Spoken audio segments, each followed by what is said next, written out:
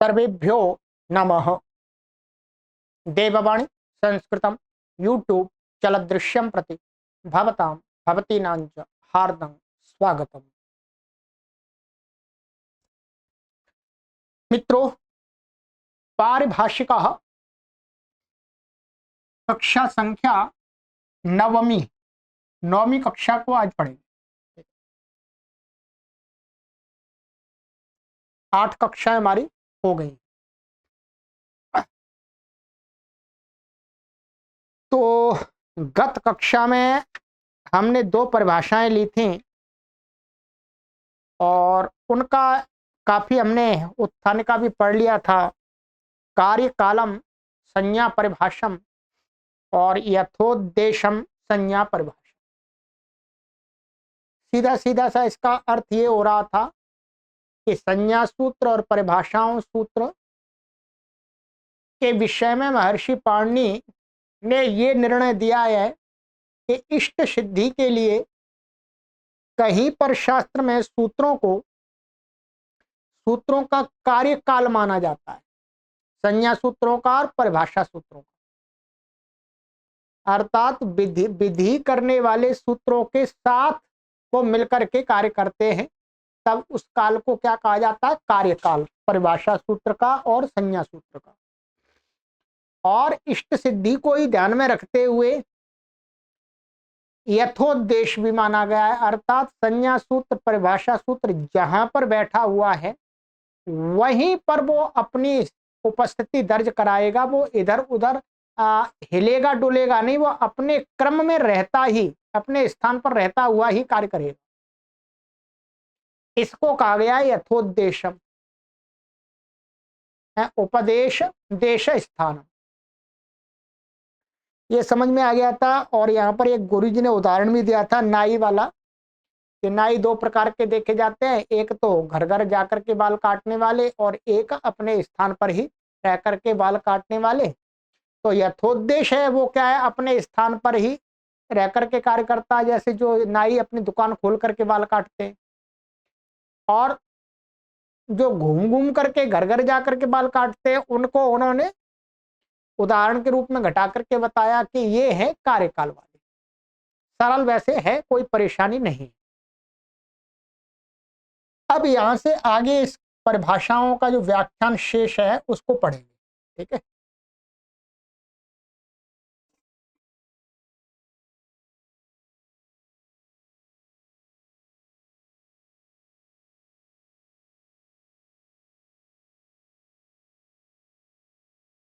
ये यहां तक हो गया था, ठीक है।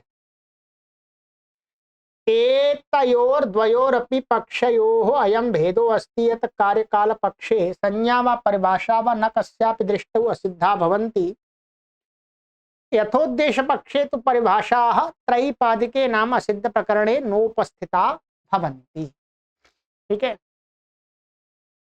वहां पर ये उपस्थित नहीं होंगी, ठीक है। ये हो गया था।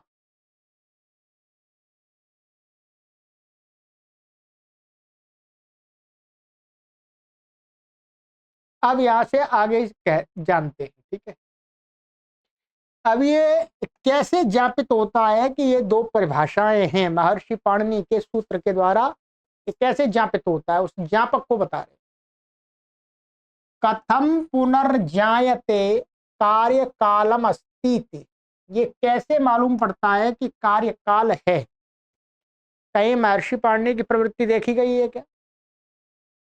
कहते हैं यद अयम न मुने इत्याह पाणिनि।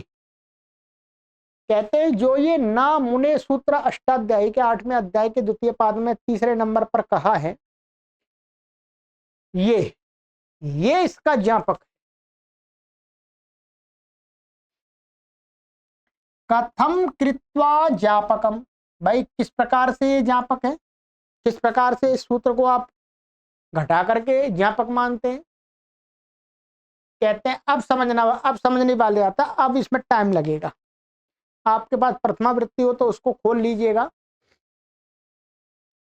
कहते हैं अमुना इत्यत्र सुपीच इत्येतस्य दृष्ट्या पूर्वत्र सिद्धम इत्यनेन मु भावे अर्थादसो देर शेर दाद दो मह असिद्धत्वे प्राप्ते न मुने इति सिद्धत्वम उच्यते। ध्यान रखेंगे, अमुना क्या है, ये अदस शब्द का पुल्लिंग में अथवा नपुंसक लिंग में तृतीय व्यक्ति का एक वचन का रूप बनता है। ठीक है, अमुना।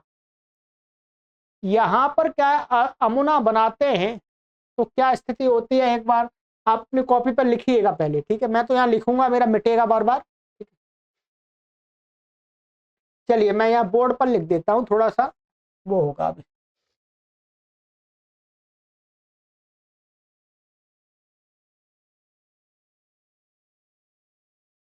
देखिए ये क्या है, ये अदस शब्द है, अदस शब्द है और ये तृतीय विभक्ति में यहाँ पर टा आ जाता है। टा आ जाता है तो इसकी सिद्धि अब क्या है, तदादी नामा से सबसे पहले यहाँ पर क्या करते हैं, स को द करते हैं, स को आ करते हैं, और ये अद, और ये सब करादी सिद्धि बने वैसे तो, और ये टा, टा भी रखेंगे, वैसे आ भी कर सकता ही रहता है, पर ये यहाँ पर अतो गुणे लगा दिया हमने, क्या कर दिया, अतो गुणे लगा दिया, अतो गुणे लगा करके आ को आई हुआ ये, तो आ द और ये टा। अब यहाँ पर क्या होता है, अब यहाँ पर हम लगाते हैं आदस्व शेर दादु दो मह, ये सूत्र लगता है क्या, अदस्व शेर दादु दो मह, अर्थात अदस संबंधी जो असकारांत जो अदस शब्द, उसका दकार से उत्तर उकार होता है और दकार को मकार होता है। ठीक है, यही कार्य करता है। आप यहाँ देखेंगे अष्टाध्यायी भाष्य प्रथमावृत्ति में, खोल लीजिएगा, मैं अभी खोल लेता हूँ। आपको एकदम क्लियर होना चाहिए, बिल्कुल सिद्धि जब क्लियर होगी ना तभी ये चीज समझ में आएगी।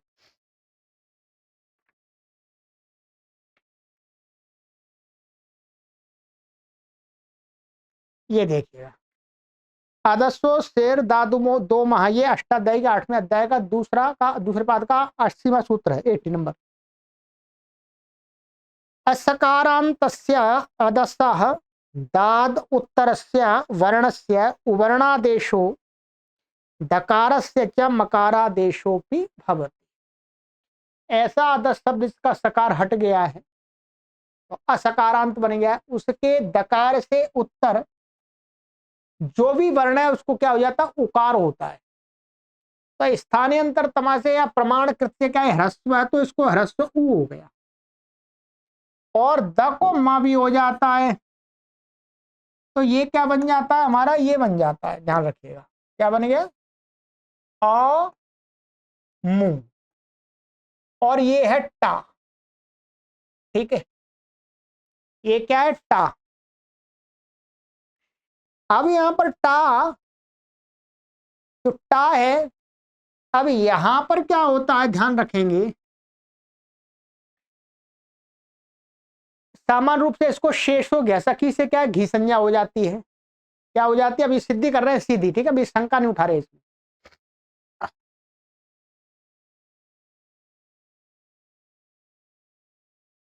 अब यहां पर शेषो घैसकी, ध्यान रखेंगे क्या है, शेषो घैसकी से इसकी क्या हो जाती है, घी संज्ञा हो जाती है, उकारांत है। ठीक है, शेषो घैसकी से यहां पर लिखा हुआ है, मैं अभी फिर बताऊंगा, अभी समझ लीजिएगा, वहां पढ़े, शेषो घैसकी से यहां पर घी संज्ञा हो गई, घी संज्ञा होने से क्या हो जाता है, आंगो ना स्त्रियाम, सूत्र ये आंगो ना स्त्रियाम से क्या हो जाता है, इसको इसको ना हो जाता है।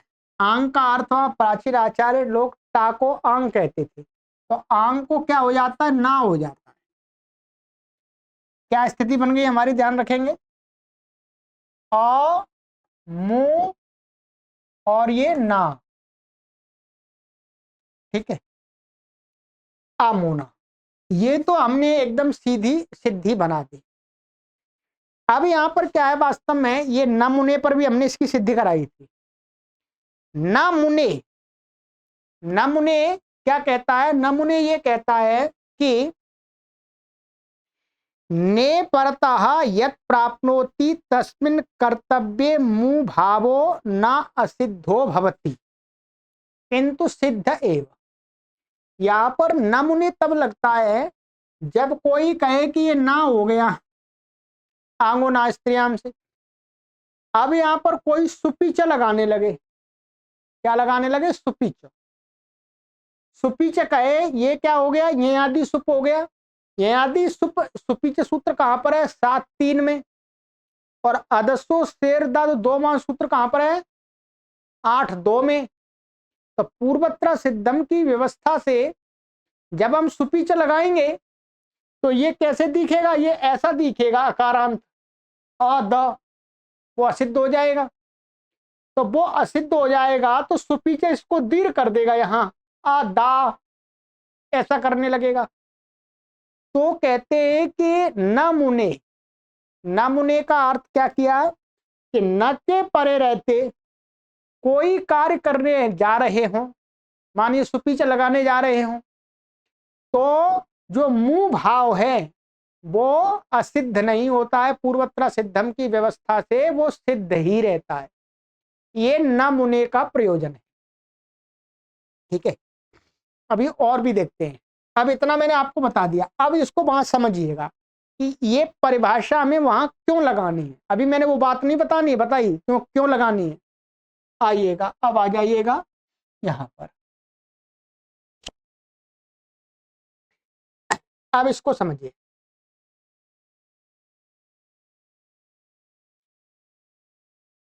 अमुना इत्यत्र सुपी च इत्येतस्य दृष्ट्या पूर्वत्र सिद्धम इत्यनेन मु भावे अदसो शेर दाद 2 माह असिद्धत्वे प्राप्ते, असिद्धत्व प्राप्त हो रहा है। न मुने इति सिद्धत्वम उच्यते। न मुने माने मुंह का सिद्धत्व कहा जाता है। फिर क्योंकि सुपीच है वो क्या है? अकारांत, ह्रस्वकारांत अंग मांगता है। जब सिद्ध रहेगा तो ह्रस्वकारांत मिलेगा ही नहीं, उकारांत मिलेगा तो लगेगा ही नहीं। ठीक है, ये हो गया। अब आगे समझने का प्रयास करना है। ज्ञापक सूत्रे ने माने ना मुने है, ना मुने में जो ने है उसको कह रहे हैं। ने इति वचन सामर्थ्यात विषय सप्तमी त्वादवा। यहां क्या है? वहां पर यह भी बताया था कि ने के करने में, या आप देखेंगे नमुने में इसका यह भी अर्थ किया था कि ने के करने में, क्योंकि जैसे सुपीच हम लगाने लगे वैसे अदसो शेरता दोमा असिद्ध हो गया, असिद्ध हो गए। वैसे ही हम आंगो ना स्त्रियम लगाने लगेंगे, आंगो ना स्त्रियम लगाने लगेंगे तो अदसो शेर दादु दोमा वो भी असिद्ध हो जाएगा। वो असिद्ध हो जाएगा तो उसको घी संज्ञा मिलेगी नहीं, तो वो ना कर ही नहीं पाएगा। ध्यान रखें।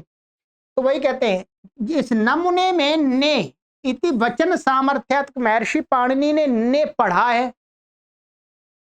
और ने भाई ने तो मिली, ने तो बन ही नहीं सकता, क्योंकि जैसे सुपीच के करने में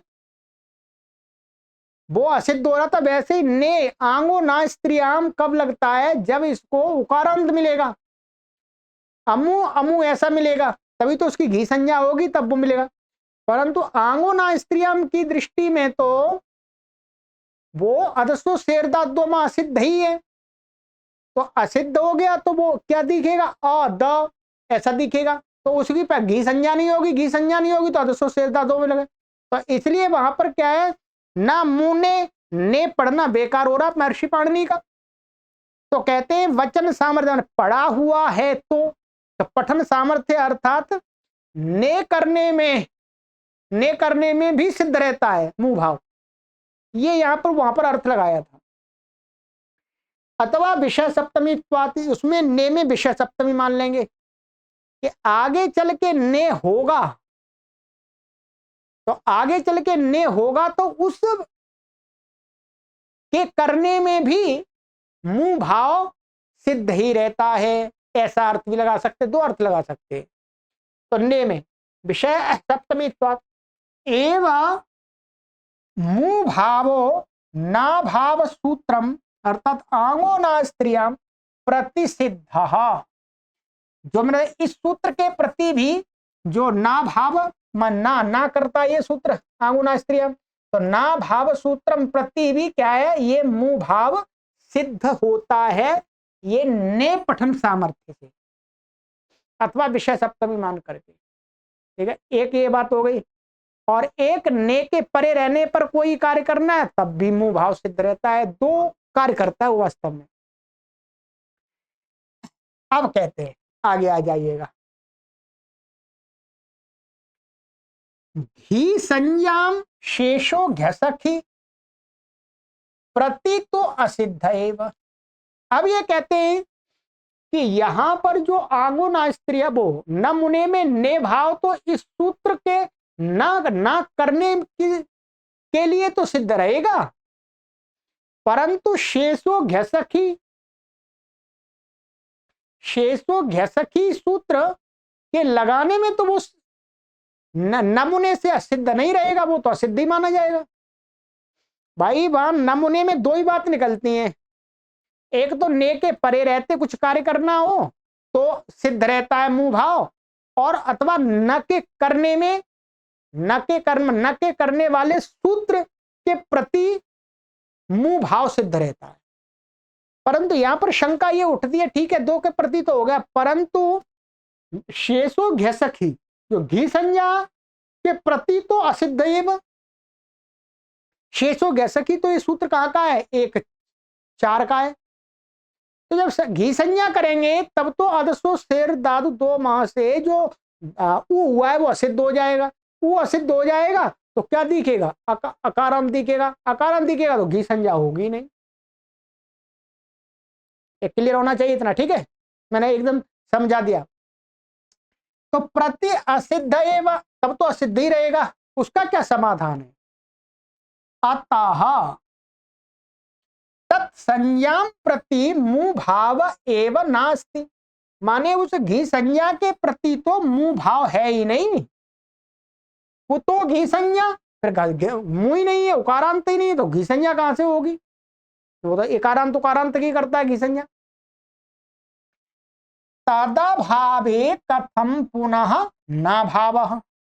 अब कहते हैं तद अभावे, उस घी संज्ञा के अभाव होने पर फिर ना भाव कहां से प्राप्त हो जाए। ना तो बाद की बात है, आंगो ना स्त्रियां के लिए तो घी संज्ञा चाहिए, इसके लिए घी संज्ञा चाहिए, इसका अर्थ आप पढ़ लीजिए एक बार, मैं भी आपको पढ़ के बता देता हूं। ठीक है, ये घे है उत्तरस्य आंगो अर्थात टा इत्येतस्य स्थाने ना इत्ययम् आदेशो भवति अस्त्रियाम।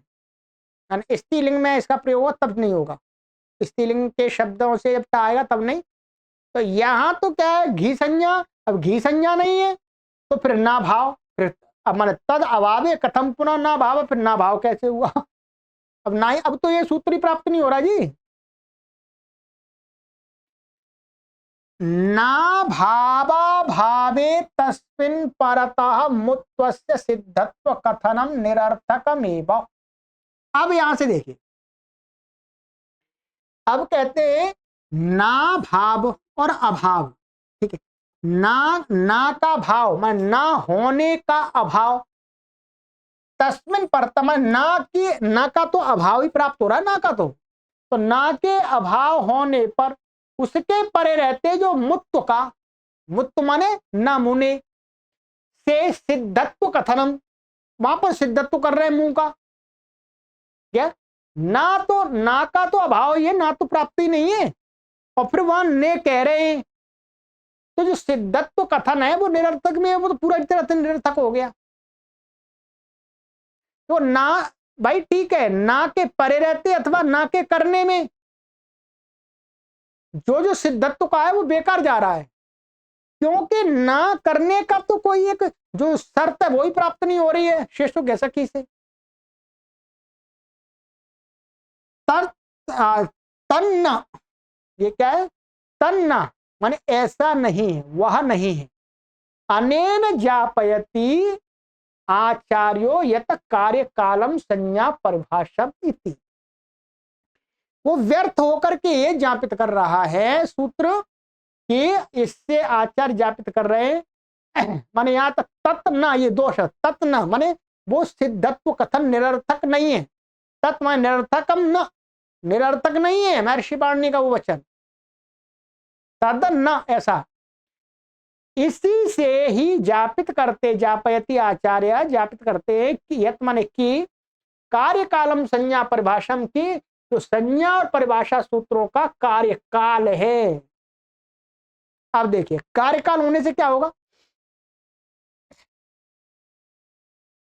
यत्र कार्यम तत्र संज्ञा परिभाषम उपतिष्ठते, जहां पर कार्य माने विधि सूत्र होता है वहीं पर क्या है, संज्ञा अथवा परिभाषा सूत्र जाकर के बैठ जाते हैं आगे साथ में उसी के। अर्थात शेषो घ्यसखी इति घी संज्ञा अदसो शेर दाद 2 माह इत्ते तस्मात् परा भवति।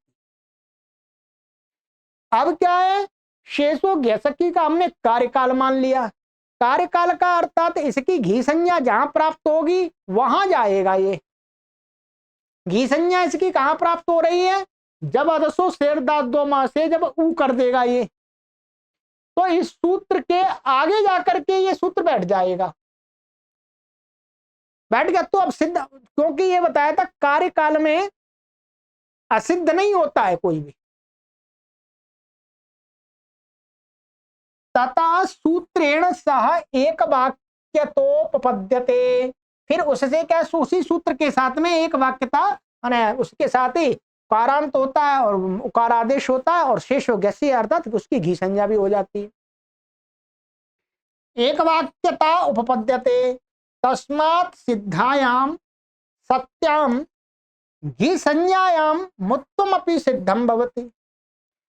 तस्मात् सिद्धायाम, तस्मात् माने इसलिए क्या, सिद्धायाम सत्याम घी संज्ञाया। अब क्या है, अब घी संज्ञा सिद्ध रहेगी, असिद्ध होगी नहीं कार्यकाल में, तो वो तो इसके आगे बैठ गया ना, पहले नहीं रहा इसके आगे रहा, तो कहते मुत्तमपि सिद्धम भवति। अब मुत्त भी सिद्ध हो जाएगा नमूने वाला। तस्मिन् सिद्धे सूत्रम सार्थकमेव, उस अब मुंह का सिद्ध होने पर सूत्र सार्थक हो गया नमूने। अब इसको आपको यदि एक बार में समझ में नहीं आया तो आप इसको 2 बार पढ़िए, 3 बार मुझे सुनिएगा। मैंने पूरा आपको खोल के बता दिया, अब इसमें कुछ भी नहीं बचा, परंतु ये समझ में आएगा तभी आपको, जब आपको अरसो शेर दाद 2 माह आंगो ना स्त्रियाम नमूने और शेषो गैसकी इन सूत्रों के अर्थ पता है। नहीं पता है तो पुस्तक खोल के देखिएगा, पढ़िए, वीडियो को चलाइए, पुस्तक को खोलिएगा, तभी समझ में आएगा। मैं भी पुस्तक खोल के रखा हुआ हूं, ऐसा नहीं है ये पुस्तक है मेरे पास में, ठीक है, मैं यहाँ पर देखता हूं कहीं मेरे से गलती नहीं हो जाए, ठीक है। चलिएगा, तो ये इससे ज्ञापित होता है नमूने इस सूत्र से। अब आगे और बताते हैं, अन्यत्र चैवम ज्ञाप्यते, यही कार्यकाल अन्यत्र भी ज्ञापित होता है। माने एक सूत्र तो उस सूत्र में भी ज्ञापित कर दिया, दूसरी जगह भी महर्षि पाणिनि ने इस बात को बताया है कि कार्यकाल होता है। अणो प्रगृह्यस्यानुनासिका, ध्यान रखेंगे, ये तो समझ में आ गया आपको। एक ये थोड़ा सा ट्रिपिकल आपके लिए हो सकता है, आपको तो एक जगह समझ में आ जाए तो ज्ञापित हो गए, छुट्टी। एक एक बात को महर्षि पाणिनि ने कई जगह ज्ञापित किया है, अब उसमें से एक जगह समझ में आ जाए बस तो प्रयोजन सिद्ध हो गया। इसलिए मैं पूरा प्रयास करूंगा इसको समझाने का, और समझने का आप भी पूरा प्रयास कीजिएगा, ठीक है। कहते हैं अन्यत्र च एवं ज्ञाप्यते, अन्यत्र भी दूसरे सूत्रों में भी ये बात बताई गई है कि कार्यकालम संज्ञा परिभाषम अणो प्रगृह्यस्यानुनासिकाः, ये 8वें अध्याय के 4थे पाद का 56वां सूत्र है, खोल लीजिएगा एक बार।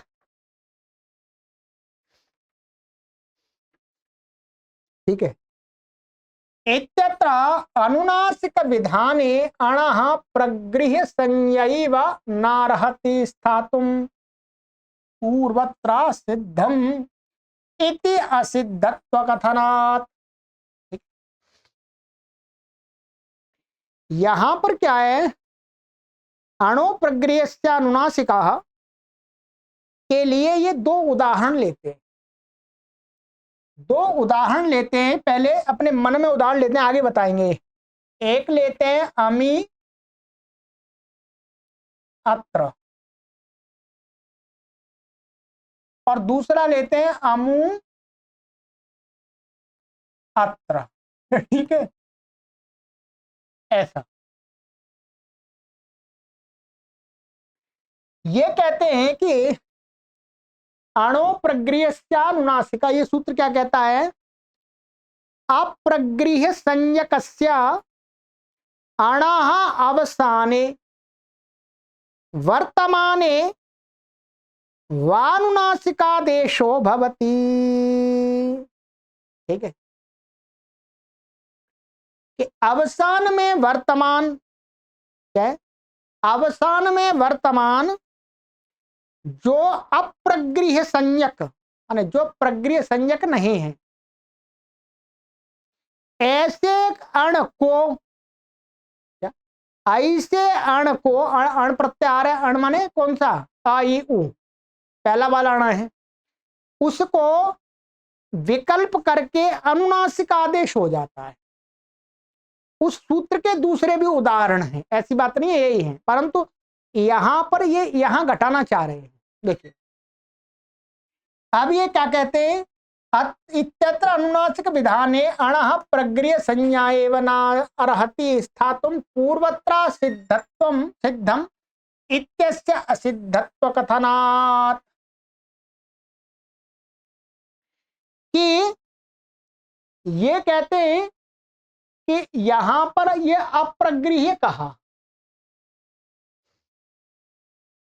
यहां पर अप्रगृह्य इन्होंने कहा, तो इस अप्रगृह्य को कहते हैं कि ये जो इसकी अमी और अमू, यहां पर जो क्या है, जो ई हुआ है अदस शब्द का ही है, ये भी अदस का है, ये ई और ऊ है, ये क्या अदसो शेरदाद दो माह और बहुवचने, अदसो शेरदाद दो माह, और ये आगे सूत्र है, एक मिनट ध्यान से, ये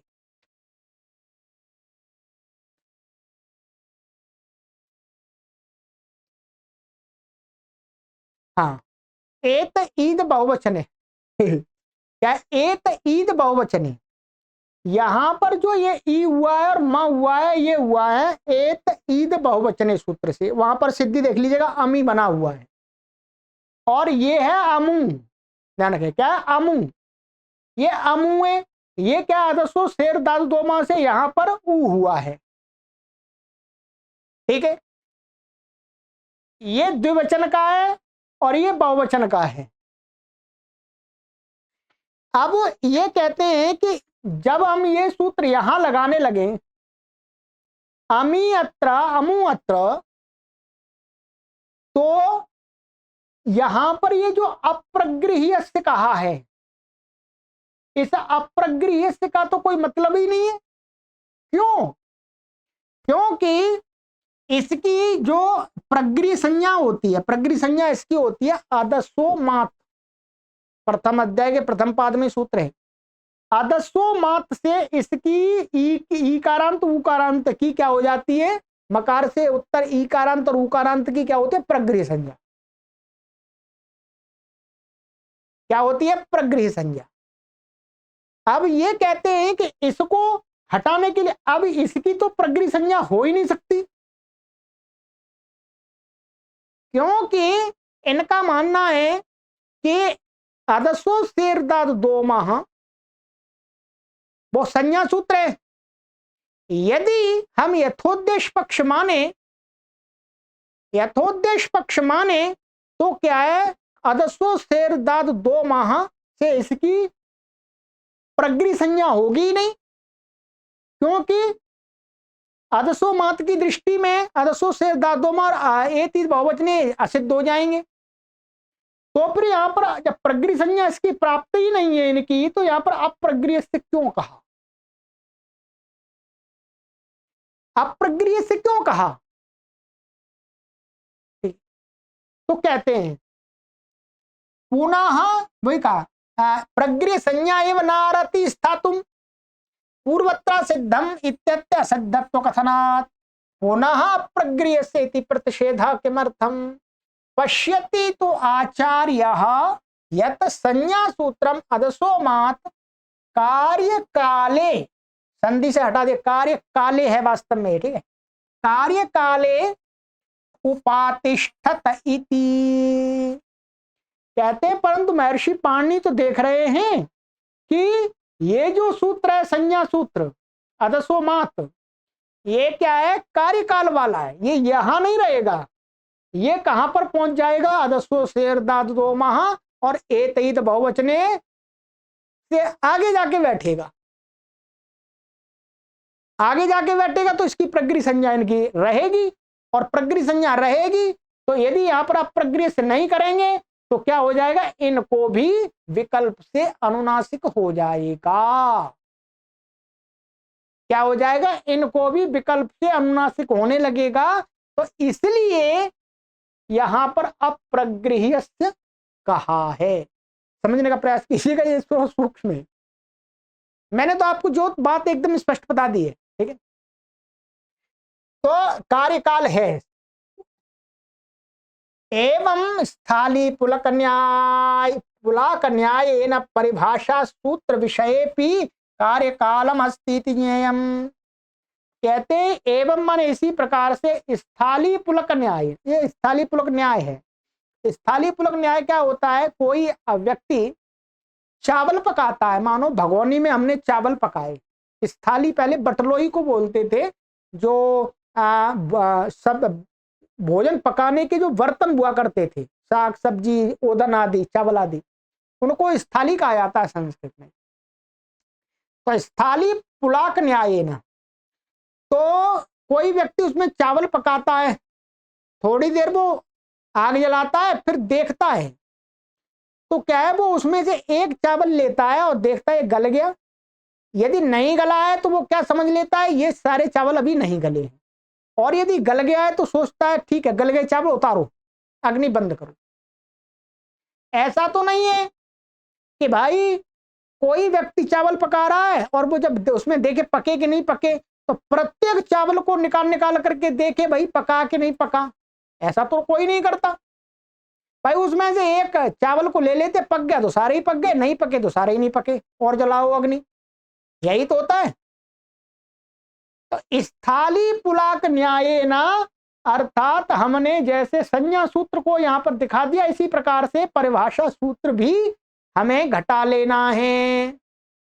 बाकी कहां परिभाषा सूत्र होगा ये विस्तार से महाभाष्य के अंदर आएंगी बातें, ठीक है। तो उस न्याय से कार्यकालमस्ति, परिभाषा सूत्र का भी कार्यकाल होता है, ऐसा जान लेना चाहिए। ये समझ में आ गया होगा पूरा, ठीक है। अदसो माह तो समझ में आ गया ना। ये सूत्र कहां पर बैठेगा? अदसो शेर दाद दो माह और एत ईद बहुवचने के आगे जाके बैठेगा। और जब वहां बैठेगा तो इसकी दृष्टि में वो प्रगृह्य संज्ञा सिद्ध रहेगी, ठीक है, सिद्ध रहेगी ना। जो उन तीन पाद में तो पहले पहले सूत्र बलवान है, बाद वाले कमजोर हैं। ये हो गया, ठीक है। अब आ जाइएगा, अब वो उदाहरण यहां पर बता रहे हैं जो मैंने पहले आपको लिख के बताई थी, वो बात अब आगे बता रहे हैं कि मैं एतस्या ज्ञापने प्रयोजनम, इसके ज्ञापन में प्रयोजन क्या है।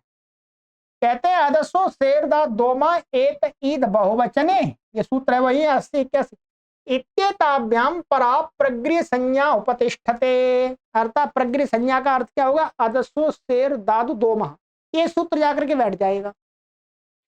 तेना अमु अत्र अमी अत्र इत्यत्र प्रगृह्य संज्ञां प्रति ईत्व उत्वयोः सिद्धत्वम्, ये ईत उत्व और ईत्व ये सिद्ध रहेंगे,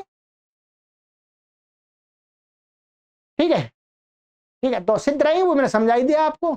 इसलिए फिर वहां पर अणु प्रगृह्य से अनुनासिक में अप्रगृह्य से हमें लगाना पड़ेगा, क्योंकि इनमें हमें अनुनासिक करना ही नहीं है।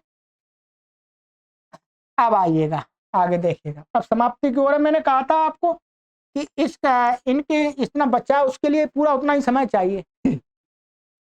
पुनर्यथोद्देशमस्तीति कथम ज्ञायते। अब ये बता रहे हैं कि अब बताओ यथोद्देश काल कैसे है, उसके लिए कोई ज्ञापन है क्या? बताओ कैसे कैसे ज्ञापित होता है। शपूर्व हन धृतराज्यामणि इत्यत्र राज्यामिति पदम निर्दिशति तेन ज्ञायते। ये सूत्र है 6वें अध्याय के 4 पाद का 135वां। शपूर्व हन धृतराज्याम अणि, ऐसा है। तो यहां पर जो राज्याम षष्ठी व्यक्ति बहुवचनांत का पद प्रयोग हुआ है, माने द्वंद्व समास करके फिर राजन के साथ में और षष्ठी व्यक्ति लगा दी और ज्याम बना दिया, जैसा अकेले का बनता राज्याम। इति यद निर्दिशति, माने महर्षि पाणिनि यहां पर राज्याम पढ़ते तेन ज्ञायते, उससे ज्ञापित होता है कि यथोद्देश भी है, माने सूत्र उपदिष्ट स्थान भी माना जाता है। कथम, कहते कैसे बताओ?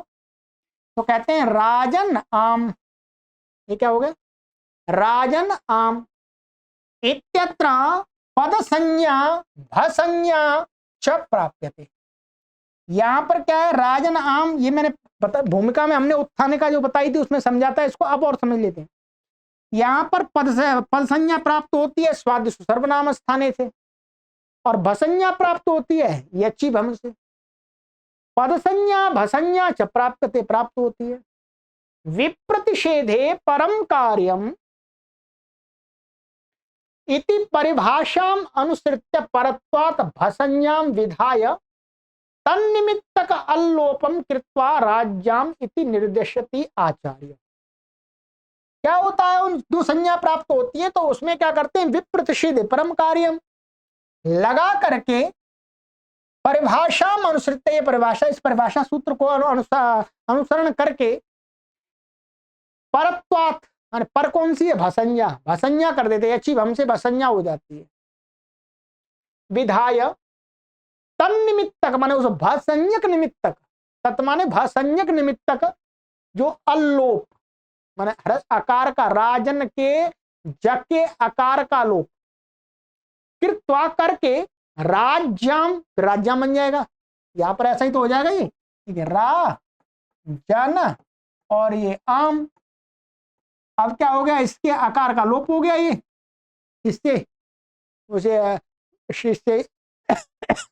कपूरहन धृतराज्यामणि से, ठीक है, तो अकालोप हो गया। और फिर इसमें संधि हो जाती है, न को यहाँ हो जाता है तो ये राज्याम बन जाता। निर्दिशति, निर्देश करते हैं आचार्य। तच्चा पौर्वापर्यम तदैव अभितुमर्हति यथा पाठम अर्थात संज्ञा परिभाषयोः सूत्रयोः उच्चारण देशो अनुक्रियते। अब क्या? तच्च, और वह, पौर्वापर्यम माने स्वादिष्ट सर्वनाम स्थाने पहले है, यची भम बाद में है। ये पौर्वापर्य तदा एव, तब ही, भवितुमर्हति हो सकता है। कब? यदा, जब यथा पाठम, अष्टाध्यायी में सूत्रों का जो पाठ है तभी तो उसी के अनुसार तुम करते, ये परे है ये बाद में। अर्थात संज्ञा परिभाषयोः सूत्रयोः उच्चारण देशो अनुक्रियते, माने संज्ञा और परिभाषा सूत्रों का उच्चारण देश में अनुकरण किया जाता है कि ये पहले है ये बाद में। इसको ही बोलते हैं यथोद्देश काल। अतः स्पष्टम यथोद्देशम अस्ति, इसलिए स्पष्ट ही है कि यथोद्देश भी महर्षि पाणिनि ने स्वीकार किया। अब ये पहले ही बता दिया कि हमें इष्ट सिद्धि के लिए यथोद्देश की आवश्यकता होगी तो यथोद्देश कालम संज्ञा परिभाषम, और जहां पर इष्ट सिद्धि के लिए कार्य कालम संज्ञा परिभाषम की जरूरत होगी तो वो लगा लेंगे। जबरदस्ती दोनों में लगी, अति प्रसक्ति नहीं होगी, ध्यान रखेंगे। परिभाषाओं की अति प्रसक्ति नहीं होती है, परिभाषाएं इष्ट प्रयोग सिद्ध्यर्थ हुआ करती हैं, ठीक है। तो ये परिभाषा हमारी समाप्त हो गई दोनों, ठीक है। मैंने कहा था कि इसमें मुझे भी परिश्रम करना पड़ेगा, तो मुझे भी परिश्रम करना पड़ रहा है, ठीक है। उणादि आदि तो हमने ऐसे ही पढ़ लिए थे। अब इसी प्रकार से जैसे मुझे इसमें परिश्रम करना पड़ रहा है, इसी प्रकार से जब काश्य का पढ़ेंगे तो उसमें भी मुझे भी परिश्रम करना पड़ेगा और आपको भी करना पड़ेगा।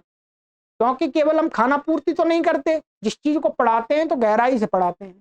ठीक है, चलिएगा, आप सभी पाठकों को लाभ होगा कि आपको एक ऐसा ऑनलाइन प्लेटफॉर्म मिला है जहां आप विस्तार से गहराई से शास्त्रों का अध्ययन कर सकते हैं।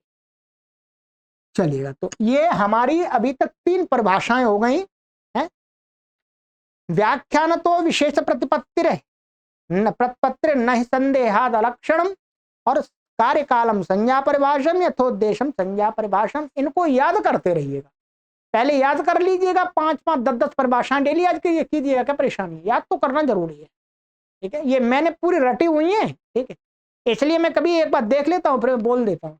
ठीक, एक बार ये अच्छी प्रकार से रट लीजिएगा, बाद में भूल जाए कोई बात नहीं है। ठीक है, तो ये उसकी उत्थानिका बनेगी। तो अगली कक्षा में तो हम 1-2 परिभाषा पढ़ लेंगे, ये छोटी छोटी परिभाषाएं। ठीक है, तो इनको पढ़ लें। चलिएगा, ठीक है, इसको कहते हैं संस्कृत का गूढ़ ज्ञान। ठीक है, लोग क्या सोचते हैं संस्कृत भाषा क्या है, बिल्कुल सरल है जी, उसको तो कोई भी सीख लेगा। अब पता लग रहा है अंग्रेजी भाषा में इतना गहरा कोई चर्चा नहीं होगी, व्याकरण की कोई चर्चा नहीं है अंग्रेजी भाषा के अंदर, इतनी गहरी है चर्चा, साउंड आदि के बारे में बताया गया है।